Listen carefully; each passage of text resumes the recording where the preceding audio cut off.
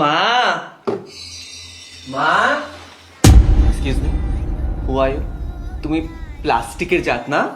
তুমি এখানে কি করে এলে?